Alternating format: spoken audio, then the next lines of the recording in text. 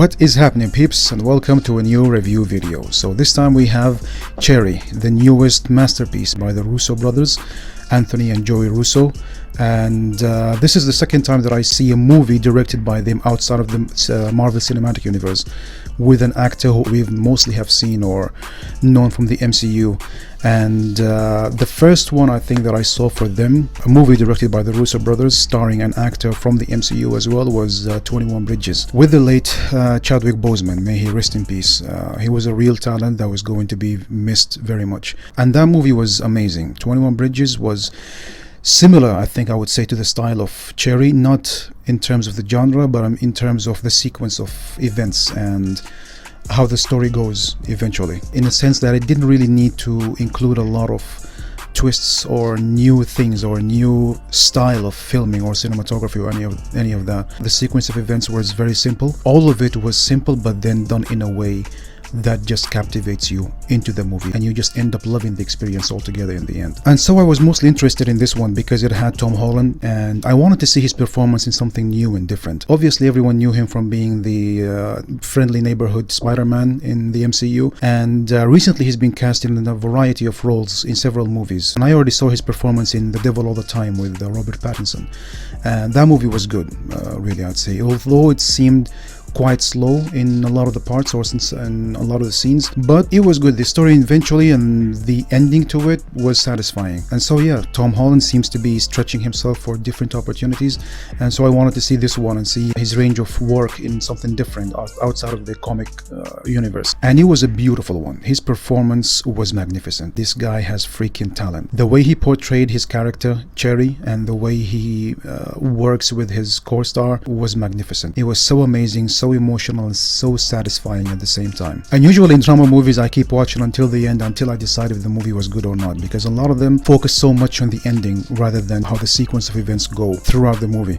But in this one, I think this is one of the very rare movies where I was halfway through the movie and I kept thinking, I'm enjoying this shit, I don't want it to end at all. That's how good this movie was. It was also done in a style of chapters, so from prologue to epilogue, and each chapter was presenting a part of the story or a specific theme of the story, and all of it together was about 2 hours and 20 minutes, but it was worth every second your eyes were on screen. And so the story is about this guy Ciara, who has PTSD after coming from serving in the army and falls into a life of drug addiction until he eventually turns into a bank robber in order to get the money needed to get his drugs. The scenes from the war were very strong, and the shots of injuries and casualties of the soldiers were gruesome. It really captured the horror and experience of not just all the soldiers, but then because the story is about Ciara himself, the emotions that he was going through and the whole experience that he was going through from being in the battlefield and seeing his friends or comrades getting shot or getting severely injured, and the whole experience altogether, just it was done in a very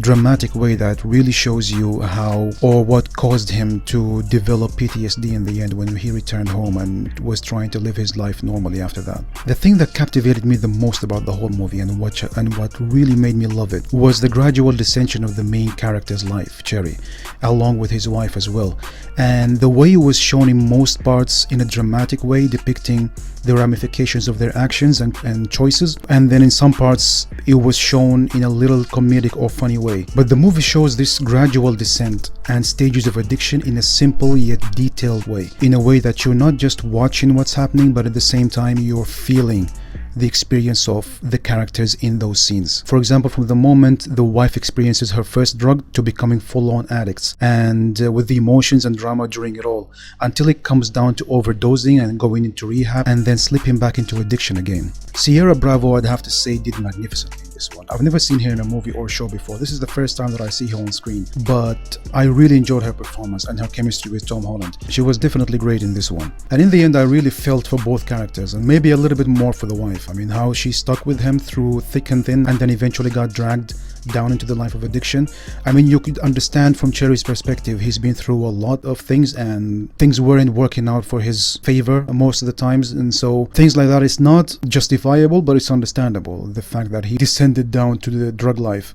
But then seeing his wife trying to stick with him and trying to help him go through it, and then eventually she gets dragged down into that, it was just sad, to be honest. And I think especially when she was lying in bed and her whole face was covered in pimples and the effects of drugs, right before Cherry went to do his last robbery and then got himself captured.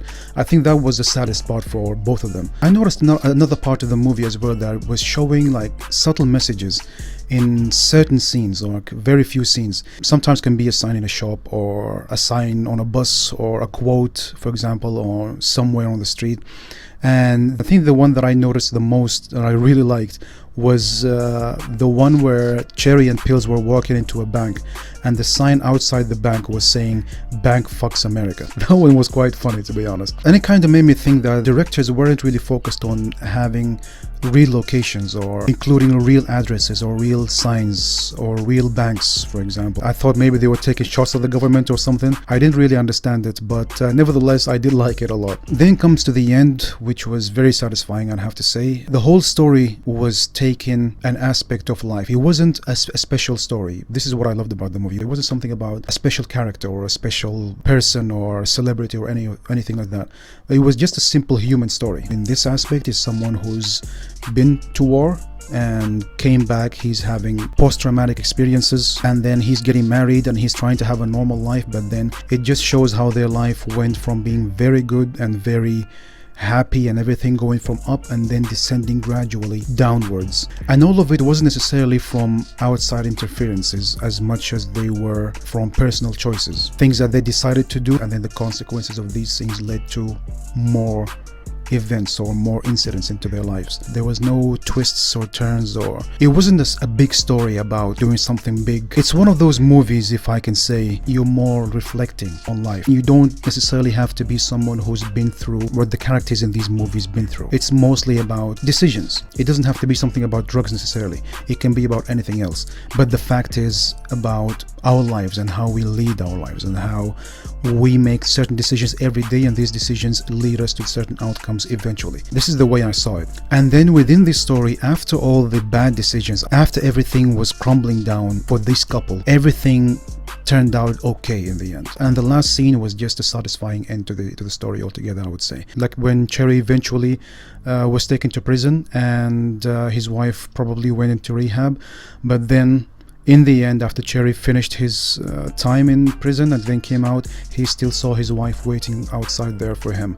So it just shows, no matter things can be very depressing in life, things would turn out for the better. Everything is going to be okay. I know it sounds very cliche, but then this is how life is, basically. Life is life, and the choices that we eventually make, everything that we decide to do, eventually has an effect. So yeah, this is the main message that I got from the movie. It's just a story that any person can relate to. And yeah, the way the sequence of events went from the beginning to the end, the cinematography, the drama, the whole emotions and sentiments that were poured into this movie, it was just magnificently beautiful.